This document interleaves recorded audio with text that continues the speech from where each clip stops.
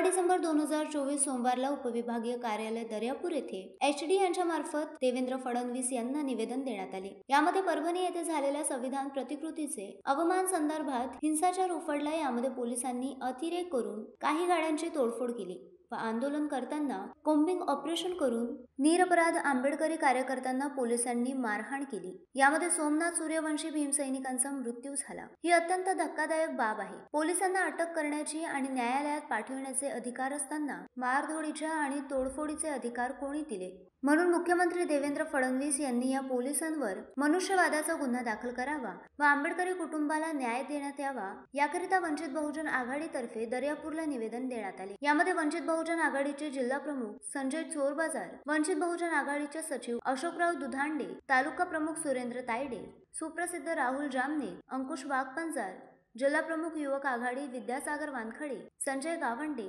देवानंद गावंडे, राजेश मनोरे, वासुदेव गावंडे, भीमराव कुराडे, ॲडव्होकेट संजय आठवले, गोपाल गवई, राहुल वानखडे, उत्कर्ष चोरपगार, मयूर गवई, सुमित खंडारे, गोवर्धन जामने, रोशन डोंगरे, बाळा डोंगरे, योगेश डोंगरे, रोशन डोंगरे, ऋषिकेश दामले इतर कार्यकर्ते मोठ्या संख्येने उपस्थित होते। Rameshwar Makode, the sting operation news, Daryapur.